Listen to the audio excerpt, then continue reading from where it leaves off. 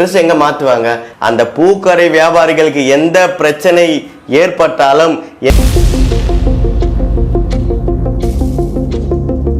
ஒரு தக்கார் எத்தனை வருஷம் பதவியில் இருக்காரு?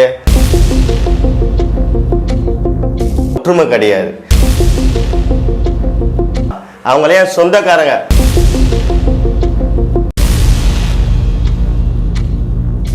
சக்சஸ் டிவி நேயர்களுக்கு வன்னியர் விடுதலை இயக்கத்தின் சார்பில் வன்னியர் விடுதலை இயக்கத்தின் நிறுவன தலைவர் எம்.ஆர். உமாபதி நாயக்கர் ஆகிய நான் வணக்கத்தை தெரிவித்துக் கொள்கின்றேன். வன்னியர் விடுதலை இயக்கத்தில் அசுர வெற்றி எப்படி வந்தது? அசுர வளர்ச்சிக்கு என்ன காரணம்? என்ன மதுரை போட்டிக்கலாம்? வன்னியர் விடுதலை இயக்கத்தின் வளர்ச்சிக்கு எந்த மாயாஜாலமும் நாங்கள் பண்ணலை.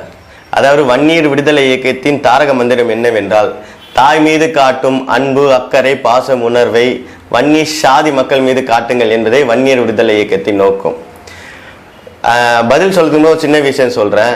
இந்தியன் என்று சொன்னால் தப்பு கிடையாது, தமிழன் என்று சொன்னால் தப்பு கிடையாது, எல்லாம் ஏற்றுக்கிறாங்க.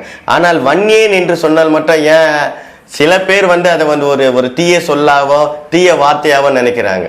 அப்படி கிடையாது. அவங்கவுங்க சாதி இப்போ எல்லாம் பிரிஞ்சு கிடக்கிற ஒற்றுமை இல்லாமல் இருக்காங்க. நான் அதை ஒற்றுமையாகிற முயற்சியாக இப்போ வன்னியர் சங்கம் ஆரம்பிச்சிருக்கேன். வன்னியர்கிட்ட ஒரு ஒற்றுமையை உருவாக்குறேன். அதை மாதிரி எல்லா அமைப்புகளும் ஒற்றுமையை உருவாக்கி இப்போ சொந்த பந்த அண்ணன் தம்பிக்கிட்ட கூட இப்போ ஒற்றுமை இல்லாத சூழ்நிலை இருக்குது. அப்படி இருக்க பட்சத்தில் நான் எல்லா சாதி மக்களையும் ஒன்றிணைக்கும் முயற்சியில் ஈடுபட்டு வெற்றிகரமாக நடத்தின்னு வரேன். இது ஒரு ப்ளஸ், ஒரு நல்ல விஷயமா தானே நினைக்கணும். இதை ஏன் தவறாக நினைக்கிறாங்க? அது ஒன்று.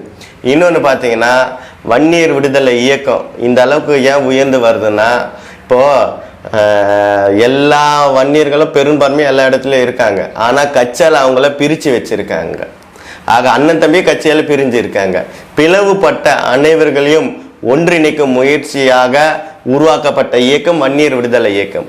ஒரு இடத்துல ஒரு வன்னியருக்கு பிரச்சனைனா திமுக, அதிமுக, பாமக என்னென்ன கட்சி இருக்கோ அந்த கட்சியில் இருக்க எல்லாரும் அவன் என் சொந்தக்காரன், என் சாதிக்கார, அவனுக்கு ஆதரவு அந்த இடத்துல போய் நின்னுங்கிற எப்படி இருக்கும்? இன்னைக்கு வன்னியர் விடுதலை இயக்கத்தில் சேரும் ஒவ்வொரு நபர்களுக்கும் நான் சொல்வது, இன்னைக்கு நீ சேர்ந்த ஒரு ஆளா நீ வந்த, ஆனா உனக்கு 100 பேரோட பலமோ ஆதரவோ உனக்கு இருக்கும் என்று சொல்லி நான் அனைவரையும் இணைக்கிறேன். அதுக்கான பல சான்றுகள் உள்ளது. எங்கு வன்னியர்களுக்கு பிரச்சனை என்றாலும் 2-3 விஷயம் இப்போ சிம்பிளாக பண்ணியிருக்கேன். அங்கே நம்ம ஆளுங்க பிரச்சனை போது ஒன்றா போய் நிற்கும் போது அவங்களுக்கு பலமாக இருக்குது. எதிர்த்தரப்பை வீழ்ந்து நிற்கிறான். என்னடா திருப்பி பழைய மாதிரி வன்னியர்கள் ஒன்றா ஆயிட்டாங்களே அப்படின்னு நினைக்கும் அளவிற்கு சிறப்பாக வன்னியர் விடுதலை இயக்கம் இயங்கி வருது, செயலாற்றி வருது. மேலும் வன்னியர் விடுதலை இயக்கத்தில் நானே என்ன வேணும், பெண்கள், மகளிர் அவ்வளோ ஒரு உற்சாகமாக இணைகிறாங்க. பெண்கள் பொதுவாக கட்சிக்கு வரவே ரொம்ப யோசிப்பாங்க. ஆனால் சாதி அமைப்பில் இவ்வளோ இன்வால்வ் ஆகுறாங்க. என்ன காரணம்னா, எல்லாரும் ஒருத்தங்க வந்தாங்க, அவங்க பேர் சொல்ல விரும்பலை, சொந்தமாக வீடு வச்சுருக்காங்க. அவங்க வீட்டில் வாடகைக்கு யாரோ வந்திருக்காங்க. வீட்டு ஓனரே வாடகைக்கு வந்தவங்க மிரட்டுறாங்க.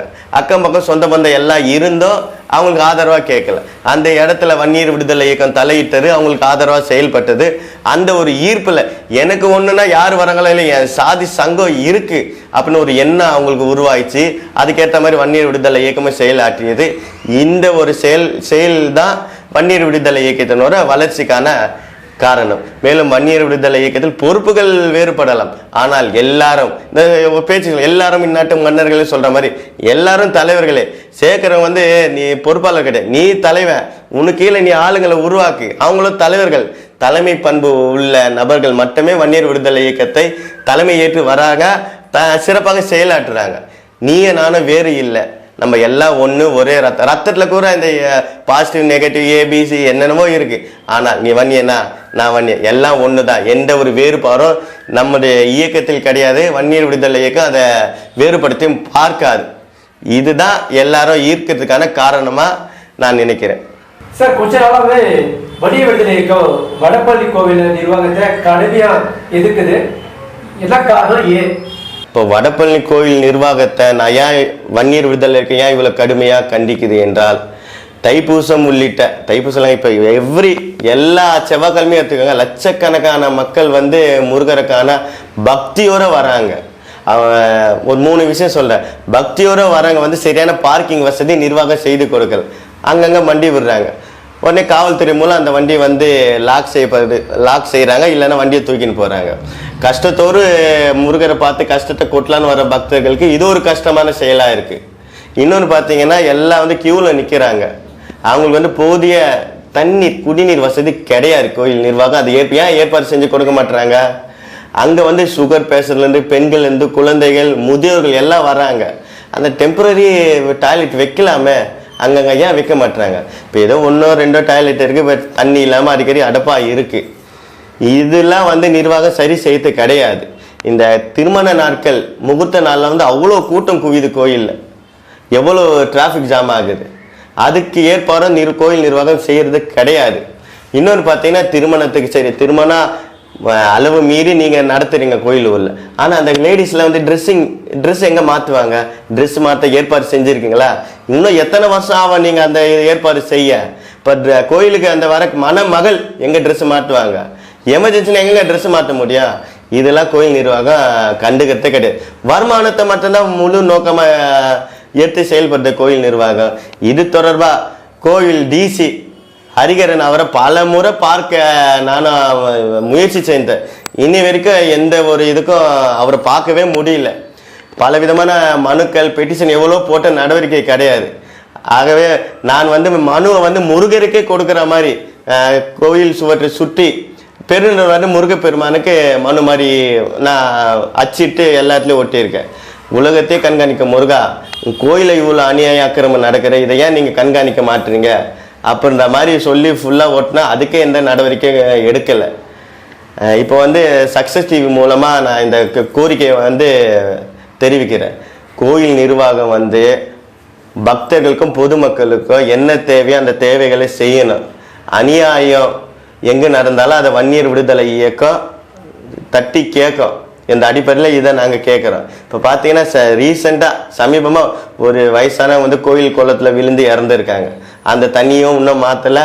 அதுக்கான சில பூஜை அந்த இதுவும் கோயில் நிர்வாக சார்பாக செய்யலை. இப்போ வருமானத்தை மட்டுமே நோக்கமாக வச்சு என்ன பண்ண போகிறாங்க? இப்போ கோயில் நிர்வாகம் பார்த்தீங்கன்னா முருகரை தவிர மற்ற எல்லாமே வந்து சில கட்டுப்பாட்டில் இருக்குது. அவங்கெல்லாம் வந்து ஆட்டி படிக்கிறாங்க. அதாவது தக்கார் ஆகட்டும், டிசி ஆகட்டும், இவங்க வந்து பொதுமக்களுக்கும் பக்தர்களுக்கும் எந்த ஒரு நல்லதோ செய்யலை. அவங்களுக்கான ஃபெசிலிட்டி கிடையாது. ஆனால் எல்லாரோட நோக்கமும் வருமானம் வருமானம் வருமானம் தான் இருக்குது. அதாவது கடவுளை பார்க்கணுன்னா கூட காசு கொடுத்தாதான் பார்க்க முடியும் என்ற சூழ்நிலை தற்போது வடபழனி கோயிலில் இருக்குங்க. இதுக்கெல்லாம் தீர்வு எப்போ கிடைக்கும்? இது கிடைக்கலன்னா வன்னியர் விடுதலை இயக்கத்தின் சார்பில் மிக விரைவில் சட்டத்திற்கு உட்பட்டு மிகப்பெரிய லெவலில் போராட்டத்தை வன்னியர் விடுதலை இயக்கம் சார்பாக நடத்தும் என்பதனை இந்த காணொலியின் வாயிலாக தெரிவித்துக் கொள்கின்றோம். மேலும் வடபழனி ஆண்டவர் திருக்கோயிலில் தக்கார் அவரின் உதவியாளராக உள்ள நபர் டிசி உள்ளிட்ட எல்லாரையும் ஆட்டி படிக்கிறார். வடபழனி கோயிலில் வந்து குண்டர்கள் யார் எவருன்னே தெரியல. பக்தர்கள் வந்து நீ நான் போன் பேசுகிறாங்க. பல பிஸ்னஸ் வந்து வடபழனி கோயிலில் நடக்குது. கோயிலுக்கும் கோயில் நிர்வாகத்துக்கும் சம்பந்தம் இல்லாத நபர்களை வடபழனி கோவிலில் இருந்து அப்புறப்படுத்த வேண்டும். இந்த நிலை இப்படியே தொடர்ந்துன்னா சட்ட ஒழுங்கு பிரச்சனை ஏற்பட வாய்ப்பு உள்ளது. எனவே மாண்புமிகு தமிழக முதல்வர் அவர்களும் மாவட்ட ஆட்சியர் அவர்களும், நான் மாவட்ட ஆட்சியர் சென்னை கலெக்டருக்கு இதன் மூலம் நான் உரிமையோடு கேட்கிறேன். உங்கள் கட்டுப்பாட்டில் உள்ள சென்னை வடபழனி ஆண்டவர் திருக்கோயிலில் பல பிரச்சனைகள், சுகாதார சீர்கேடு உள்ளிட்ட பல வகையான பிரச்சனைகள் இருக்கு. இதுக்கு பொறுப்பு மாவட்ட ஆட்சியர் ஆகிய நீங்கள் பொறுப்பேற்று இதில் நடக்கும் பிரச்சனைகளை ஆய்வு செய்து நடவடிக்கை எடுக்க வேண்டும். ஒரு தக்கார் எத்தனை வருஷம் பதவியில் இருக்காரு? இத்தனை வருஷம் இருந்தால் என்ன ஆகும்? ஒரு காவல்துறையே ஆய்வாளர் 3 வருஷத்துக்கு மேலே இருந்தால் அவரை மாத்துறாங்க. ஏன்னா அவர் அங்கேயே பழகிட்டார்னா பல விதமான பிரச்சனைகள், வேண்டப்பட்டவங்க வேண்டாதவங்கன்னு செயல்பட வாய்ப்பு இருக்கு. ஒரு தக்கார் இவ்வளவு ஆண்டு காலம் இந்த பதவி வகிக்கிறாரு. ஏன் கேட்டால் மீடியா சப்போர்ட்டுன்றாங்க. எல்லாத்துக்கும் அப்பாற்பட்டது என் முருகனின் சக்தி. எல்லாத்துக்கும் நேரங்காலம் வரும். இதை வந்து மாவட்ட ஆட்சியர் தலையிட்டு கோயில் நடக்கும் எல்லா சுகாதாரத்தில் இருந்து எல்லாத்துலேயும் ஆய்வு செய்து நடவடிக்கை எடுக்கணும். இதை மாவட்ட ஆட்சியர் தலையீடு இருக்கணும். மாவட்ட ஆட்சியர் நீங்கள் தான் பொறுப்பு. மாவட்ட ஆட்சியர் அவர்கள் வடபழனி கோயில் நிர்வாகத்தில் நடக்கும் நிர்வாக சீர்கேட்டை தலையிட்டு ஆய்வு செய்து தவறு இருந்தால் கடுமையான நடவடிக்கை எடுக்க வேண்டும் என்பதனை வன்னியர் விடுதலை இயக்கத்தின் சார்பாக மாவட்ட ஆட்சியர் அவர்களுக்கு வேண்டுகோளாக முன்வைக்கின்றோம். வடபள்ளி கோயில உள்ள சாலையோர பூக்கடை வியாபாரிகள் திடீர்னு உங்களை ஹீரோவா பாக்குறாங்களே, எதுக்காக சார்? சார், அதாவது அந்த சாலையில நடைபாதையில் வந்து வியாபாரம் செய்கிறாங்களே சார், அவங்க 3-4 தலைமுறை 50, 60, 70 வருஷமா அதே இடத்துல இருக்காங்க. ஆயா, அம்மா, அப்படி அத்தனை தலைமுறையாக இருக்காங்க. அவங்கள வந்து நான் அம்மா மாதிரியோ, சித்தி, பெரியம்மா, அக்கா மாதிரி இப்படியே நான் கூப்பிட்டு பழகினவன். இப்போ வந்து கோயில் நிர்வாகத்தை பற்றி நிர்வாக சீர்கேட்டு இருக்கு, அதை கண்டுக்கிறது கிடையாது. அவங்க வந்து அந்த வியாபாரம் நடந்தால் தான் அவங்களுக்கு சாப்பாடு, அப்படி இருக்க சூழ்நிலையில் அவங்களால அப்புறப்படுத்தணுமா? இது என்ன நியாயம்? இப்போ மக்களாட்சி கோட்பாடு என்ன? மக்களால் மக்களுக்காக மக்களே செய்ய மச்சுனா மக்களாட்சி. இவங்க வந்து கோயிலையும் முருகனையும் நம்பி வியாபாரம், பூ வியாபாரம் என்ன, ஒரு நாளைக்கு 200-300, இதுதான் அவங்க வியாபாரம். அவங்க காலமே அதை நம்பி தான் இருக்கு. இவங்களை அப்புறப்படுத்த முயற்சியில் கோயில் நிர்வாகம் யாருக்கு அழுத்தம் கொடுக்குது? மாநகராட்சிக்கு அழுத்தம் கொடுக்குது. மாநகராட்சி வந்து வேற வழி இல்லாமல் வந்து அப்புறப்படுத்தணும். மாநகராட்சிக்கு நான் இது மூலமாக ஒன்று தெரிவிச்சுக்கிறேன். எத்தனை இடங்கள் வந்து இது ஜஸ்ட் ஒரு கடை பெட்டி தூக்கி போட்டால் போச்சு, எவ்வளோ இடத்துல வீடு ஆக்கிரமிச்சிருக்கு, எத்தனை இடத்துல கடை ஆக்கிரமிச்சிருக்கு, எவ்வளவு ஆக்கிரமிப்புகள் இருக்கு, இதெல்லாம் மாநகராட்சி அகற்றுவது இல்லை. ஆனால் இந்த வியாபாரிகள் அப்புறப்பட்டல அன்னைக்கு பார்த்தேன் சார், எவ்வளோ மனவேதனை, கடைகளெல்லாம் அடித்து உடைக்கிறாங்க. நான் வன்னியர் விடுதலை இயக்கம் சார்பாக ஒன்று கடுமையாக தெரிவித்துக் கொள்கின்றேன். அந்த பூக்கடை வியாபாரிகளுக்கு எந்த பிரச்சனை ஏற்பட்டாலும், எந்த சூழ்நிலையில் எப்பொழுது ஏற்பட்டாலும் அவர்களுக்கு ஆதரவாக என் அக்காக்களுக்கு, என் அம்மாவுக்கு, என் அத்தைக்கு, என் சித்திக்கு, என் பெருமா, அவங்களே சொந்தக்காரங்க பாவித்து வன்னியர் விடுதலை இயக்கம் அந்த பூ வியாபாரிகளுக்கு ஆதரவாக முன் நிற்கும். அவங்களை எந்த சூழ்நிலையும் நான் விட்டு கொடுக்க மாட்டேன், விட்டு கொடுக்க போவதும் இல்லை. பூக்கடை வியாபாரிகளுக்கு ஆதரவாக என்றும் களத்தில் வன்னியர் விடுதலை இயக்கம் இருக்கும். தேவைப்பட்டால் சட்டத்திற்கு உட்பட்டு நீதிமன்றம் உள்ளிட்ட போராட்டங்களையும் வன்னியர் விடுதலை இயக்கம் பூக்கடை வியாபாரிகளுக்கு ஆதரவாக முன்னெடுக்கும் என்பதனை தெரிவித்துக் கொள்கின்றேன். புதியதாக வன்னியர் விடுதலை இயக்கத்தில் இணைந்து வரும் பொறுப்பாளர்களுக்கு வன்னியர் விடுதலை இயக்கத்தின் நிறுவன தலைவர் உங்கள் MRP உமாபதி நாயக்கர் ஆகிய நான் வாழ்த்துக்களை தெரிவித்துக் கொள்கின்றேன். மேலும் இது நம்ம குடும்பம், இதில் இணையத்துக்கு எந்த ஒரு தடங்களும் நீங்கள் நினைக்கக்கூடாது, தயங்கக்கூடாது. ஒன்றிணைவும் வன்னியர் விடுதலை இயக்கத்தில் இன்றே இணைவும்.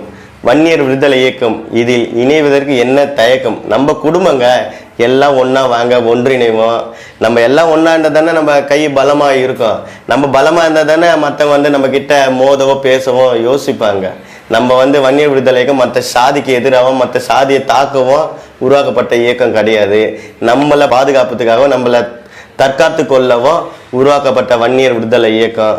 எல்லாம் வாங்க, அண்ணன், தம்பி, அக்கா, தங்கச்சி, சொந்த பந்த, அம்மா, பெரியம்மா, சித்தி, எல்லாம் நம்ம சொந்தம். எல்லாம் உரிமையோடு நான் உங்களை கூப்பிட்றேன். நீங்கள் உரிமையாக வந்து இணைங்க. இது நமக்கான இயக்கம், வன்னியர் விடுதலை இயக்கம். மேலும் இந்த வாய்ப்பினை எனக்கு வழங்கிய சக்சஸ் டிவிக்கு நன்றினை தெரிவித்துக் கொள்கின்றேன்.